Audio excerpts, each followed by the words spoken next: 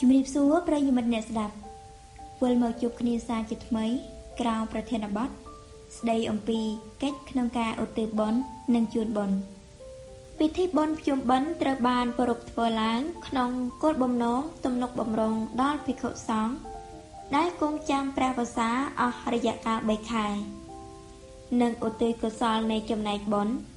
ដល់បុព្វការីជនដែលបានចែកឋានទៅលោកខាងមុខហើយក្តីដើម្បីមានឱកាសទទួលអនុមោទនាត្រេកអរនៃកិច្ចជាកុសលណានីមួយដែលញាតិទាំងឡាយបានបំពេញហើយនោះជាពិសេសបុណ្យកាន់បិណ្ឌនិងភ្ជុំបិណ្ឌនេះគឺជាទំនៀមទម្លាប់ប្រពៃណីមួយយ៉ាងដែលមានតែពុទ្ធសាសនិកនៃប្រជាជនកម្ពុជាតែប៉ុណ្ណោះដែលប្រារព្ធធ្វើឡើងដោយរាប់ចាប់តាំងពីថ្ងៃទី1រោចដល់ថ្ងៃ14រោចខែភទ្របទដែលហៅថាបុណ្យកាន់បិណ្ឌ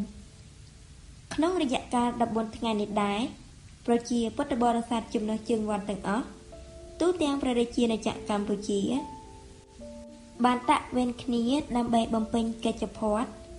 សម្រាប់ឧបត្ថម្ភអាហារភោជននិងគ្រឿងបច្ច័យ4ផ្សេងៗដល់ភិក្ខុសង្ឃតាមថ្ងៃនីមួយៗជាកិច្ចបន្តគ្នាលុះដល់ថ្ងៃ15រោចទើបឲ្យឈ្មោះថាបុណ្យភ្ជុំបិណ្ឌក្នុងរយៈកាលនេះដែរក៏មានការសមាទានសិលចម្រើនភាវនានិងអារាធនាព្រះសង្ឃសម្ដែងធម៌ទេសនាផ្ដល់ឱវាទដល់ពុទ្ធបរិស័ទគ្រប់រូប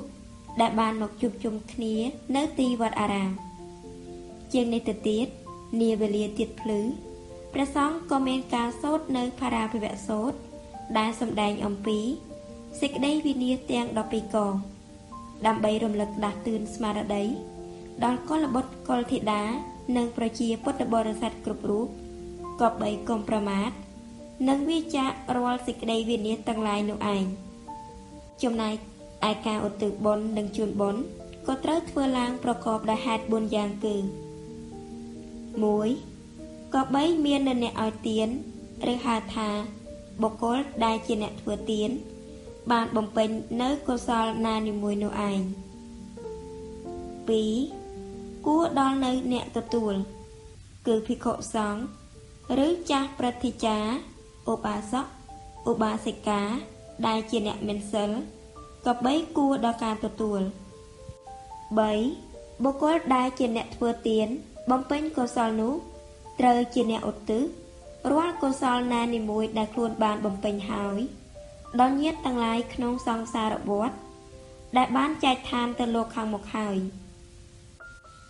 4គឺបុគ្គលដែលជាអ្នកអនុមោទនាត្រេកអរចំណែកបុណ្យដែលញាតិបានឧទ្ទិសរួចហើយដើម្បីញ៉ាំងនៅសេចក្តីជ្រះថ្លាដល់កុសលនៃខ្លួនឲ្យប្រកបឡើងជាចំណែកនៃសេចក្តីសុខទាំងអ្នកធ្វើនិងអ្នកទទួលត្រេកអរនោះម្យ៉ាងទៀតញាតិដែលនៅរស់ក្នុងបច្ចុប្បន្ននេះក៏អាចទទួលអនុមោទនាត្រេកអរ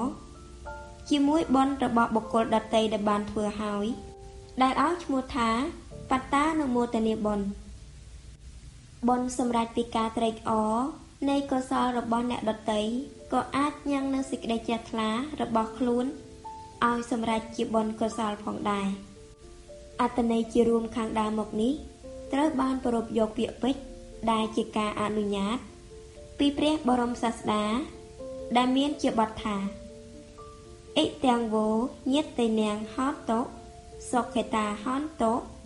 ញាតយោរីទាននេះចូលមានដល់ញាតិទាំងឡាយសូមញាតិទាំងឡាយបានដល់នៅសេចក្តីសុខចុះដូច្នេះការជូនបុណ្យនិងឧទ្ទិសបុណ្យនឹងសម្រេចជាប្រយោជន៍ដល់ជនដទៃផងដល់បុគ្គលដែលជាអ្នកធ្វើខ្លួនឯងផងមានប្រការទាំងឡាយយ៉ាងនេះឯងបទធម្មទាននេះនាំមកជូនដោយក្រុមប្រឹក្សាវិបត្តិស្ត្រីដោយធម៌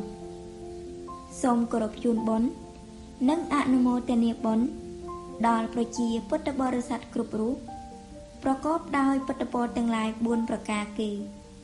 អាយុវណ្ណៈសុខៈពលៈកុំបីឃ្លៀងឃ្លាតឡើយសូមខន្តីអភ័យទោសរាល់កំហុសខុសឆ្គងឬអត្ថសេចក្តីខ្វះខាតណានីមួយក្តី សូមអរព្រះគុណ